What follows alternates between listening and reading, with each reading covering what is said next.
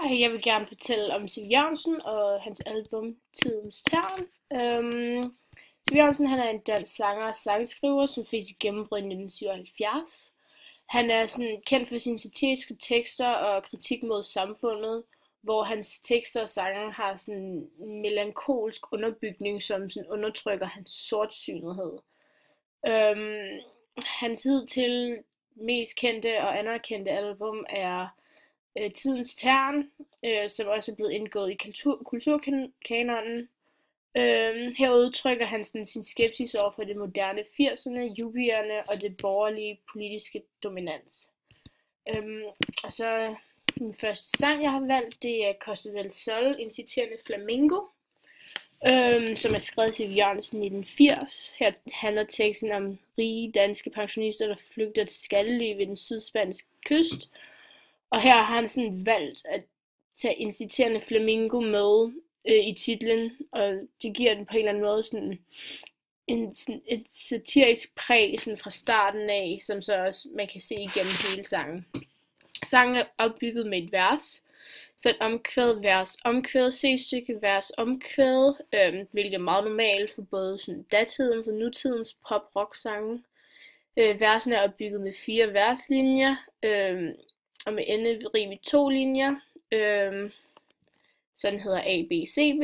C-stykket er opbygget af 6 verslinjer, der er ikke nogen enderim her. Og omkvæderne har så 4 verslinjer hver, hvor der så også er 2 enderim i linjerne, så opbygningen hedder A, B, C, C.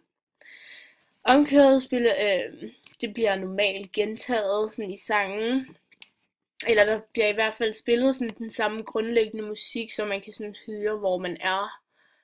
Men her, der holder Siv Jørgensen sådan opbygningen simpel, så han gentager han omkvædet efter hvert vers, og vi kan lige høre lidt af sangen. Lidt af hans.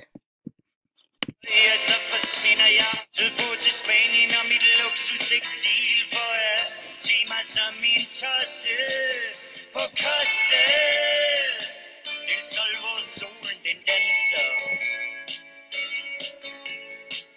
En inciterende flamingo i min swimmingpool. Har keep cool altid været mit motto. Mit navn er Günther, men folk hernede kalder mig Otto. Da teksten i omkvædet, den opsummerer sådan meget godt, sådan, hvad det sangen handler om. Og hvad Siv Jørgensen gerne vil have som budskab. Det handler så om de her pensionister, som bare vil leve livet. Sådan, keep cool er mit motto, mit navn er Günther, men de kalder mig Otto. De siger sådan meget om den situation, de er i. De bare sådan, slap af, har ingen bekymringer. Der er ingen dernede, der alligevel sådan ved, hvem du er. Og i teksten er der et jeg, som fortæller den her gennemgang, og sådan nærmest rutinen, som personen foretager sig. Så når solen forsvinder fra de hjemlige himmelstrøg, ja, så forsvinder jeg også. Her der er jeg ikke Siv Jørgensen, men de her pensionister, selvom det godt kunne være sådan Siv Jørgensen, der er forklædt som den her rolle og lever sig ind i, hvordan det sådan er. Og man vil sådan ud fra teksten ikke rigtig kunne vide, hvilket køn og hvilken alder personen har, men sådan ud fra linjen med pension hjemmefra i reserve, der kan man godt lidt sådan se, at det er nogle pensionister, han taler om. Og Siv Jørgensen bruger en relativt negativ måde at sige tingene på. Han taler meget nedladende og virker meget arrogant. Han sammenligner også deres liv med noget nazistisk. For eksempel så siger han på et tidspunkt nynazistiske og asociale sammenhold. Og så taler han også om, at der fyre var en visionær af klasse. Det er sådan, han lægger ikke skjul på noget, og det bliver sagt sådan lige ud. Og det vil jeg sige, at sådan, vi har med en episk sangtekst at gøre, hvor at det sådan, der er en handling, og den er fortællende. Altså på baggrund af tiden, den er skrevet i tekstens formidling, så må det være noget sådan en meget overfladisk handling. De taler meget nedladende til fattige, og det handler om at have et lækkert hus, og det er lige meget om sådan folk kender en. Man skal jo ikke rigtig have nogle dybe samtaler med dem alligevel. Og som sagt, så Siv Jørgensens tidligere tekster.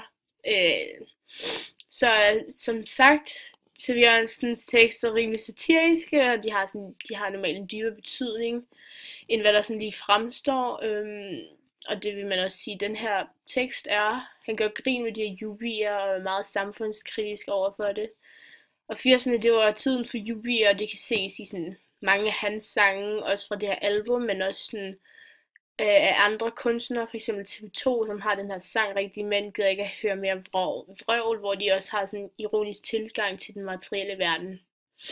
Og så har vi Middelmandsbunker, som også er skrevet af Siv Jørgensen i 1980, og handler om den her middelmand, som lever det materielle liv og bruger en masse penge. Sangen er opbygget med versbro, omkvæd, versbro, omkvæd, guitar-solo, versbro, omkvæd, som igen ikke er særlig usædvanligt for en pop-rock-sang. Versene består af 2 verslinjer her med enderim, så den hedder AA. En bro på en verslinje, på en verslinje og omkvædet med 4 verslinjer. Igen kun bestående af enderim, så den hedder AABB. Her har vi talt om en episk sangtekst igen, selvom der er meget sådan, rim og der er rytme, så en stor betydning for episke sangtekster er, at handlingen sådan er stedsbestemt og som er afhængig af virkeligheden. Her i modsætning til Costa del Sol, så er der ikke nogen gentagelser, selv omkvædet bliver ikke gentaget. Han bruger sådan musikken som baggrund for at indikere, hvor man er i sangen, og sådan, så man kan sådan holde styr på det. Han fortæller næsten en historie, bare sådan med noget underbyggende musik. Og så igen har Siv Jørgensen til formål at formidle et budskab og sende det ud til samfundet, sådan en slags fortælling fra hans side af, hvor vi skal lytte til hans mening. Og han fortæller historien om en middelmand, som lever i den materielle verden. Sådan, han er middel, hvilket nok sige, han er ikke rigtig et chef for noget, og han er ikke nok, han er ikke den bedste til diverse udfordringer i livet.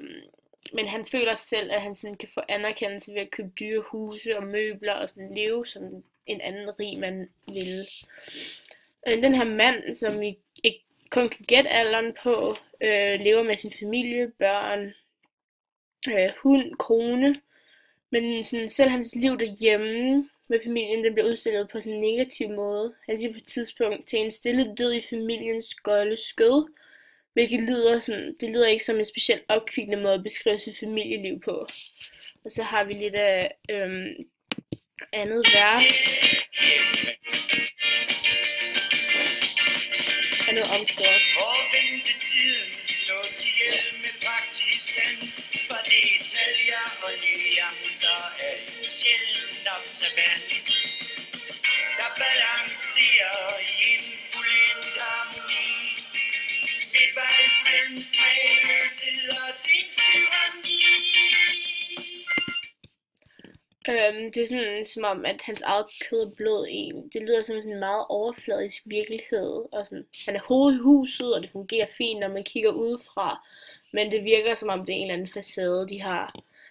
Så vi har den her mand, som tydeligvis vil være manden i huset og bestemme, hvad der skal foregå. Men det sådan, lader ikke til at være den bedste måde at styre det på.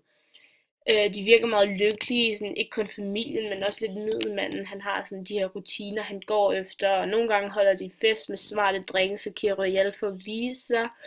Og måske så taler de om vejret, men det er egentlig ikke noget, der sådan betyder noget for nogen af dem. Så siger han også på et tidspunkt, man føler sig en hel del mere end dum til housewarming i middelmandens beskyttelsesrum. Og det er som om det hele lyder meget ligegyldigt, men han gør det bare sådan for at få anerkendelse over for andre. Siv Jørgensen kommer med et klart budskab her, at han sådan fortæller på en meget nedtrykt og næsten dyster måde, at det ikke er livet, man skal leve. Igen så har han taget sådan, hvad kan man sige, nærmest problemet med yubier op, som passer sådan til resten af hans album, Tidens Tern. Og så har vi til slut at Tidens Tern, det er sådan hans mest kendte og anerkendte album. Når man lytter sangene igennem, så er der en gennemgående genre, den her problemstilling med 80'ernes moderne materielle tilgang til sådan livet. Og sådan, vi kender de her yubier, som sådan lever det materielle liv. De her yubier har en stor indflydelse på samtiden. og ikke kun på C.V. Jørgensen, men også på andre kunstnere. Det er sådan, at være en yuppie er at have et vellønnet job, og leve det materielle liv med dyre biler og dyrt tøj.